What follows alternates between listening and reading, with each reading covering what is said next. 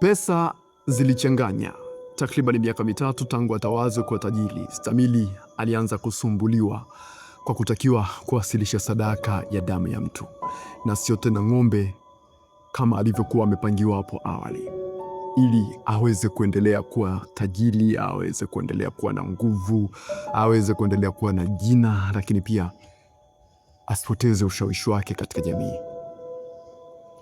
Kwa kuwa tayari Stamili alishayaonja maisha ya kitajiri na alikuwa anajulikana, ilibidi tu akubali kutoa sadaka ya damu ambayo alikuwa ni kaka yake.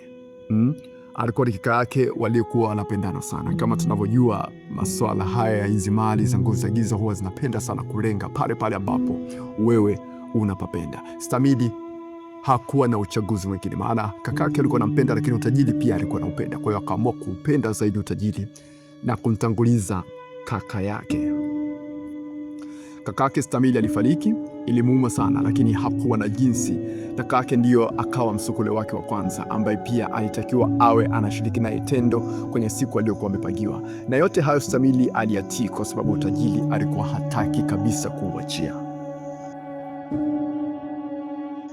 Mitihani haikuishia hapo. Sadaka ya pili ilitakiwa, ambapo alikuwa ni baba yake, na kwa kuwa alikuwa anampenda sana, Stamili aligoma kumuua baba yake kwa kuomba abadilishiwe sharti, kitu ambacho kilikubaliwa, ila kilikuwa kibaya na kigumu zaidi kuliko cha awali, na ilikuwa haiwezekani kurudi kwenye sharti la awali ambalo Stamili alitaka kubadilishiwa. Unaona jinsi ambavyo kwenye nguvu za giza mambo huwa yanazidi kuwa magumu kadri unavyozidi kufurahia kile ambacho umekipata kutoka kwao. Sasa ilikuwaje?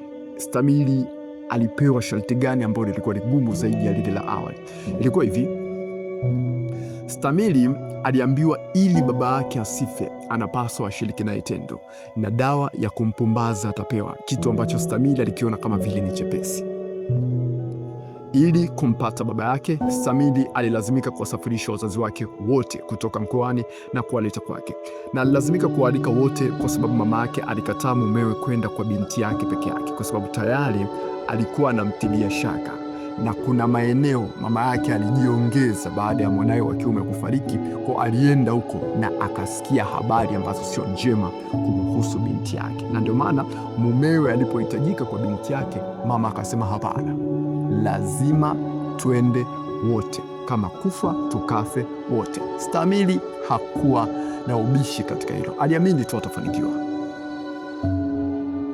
Kiufupi, mama yake alikuwa ndiye mwiba na mpinzani mkubwa kwenye mali za Stamili, japo ndugu na watu wengine walikuwa wanamsujudia. Stamili aliamini atafanikisha jambo lake, lakini siku ya kutekeleza tukio mambo yalikwenda ndivyo sivyo.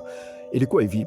Siku ya tukio, Stamili akiwa katikati ya shughuli alifumaniwa na mama yake, jambo ambalo lilizua taharuki na kuvuruga masharti ya Stamili. Utajiri wa Stamili ulianza kupukutika. Yeye mwenyewe binafsi alianza kudukwa na akili, ambapo baada ya miaka kadhaa alipata msaada wa kiroho na kumrejesha kuwa sawa, ambapo alikubali kuanza sifuri na kuishi kwa kukubaliana na hali halisi bila kujali alichokipata kilitosha au la.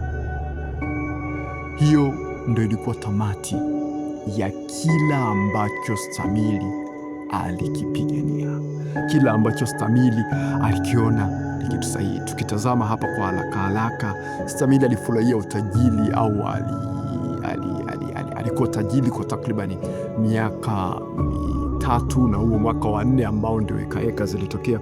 Kwa hiyo mkasa huu unatupa picha halisi kwamba roho hizi ambazo ni roho za giza si roho ambazo zina urafiki, ni roho ambazo hazina urafiki na mtu yeyote.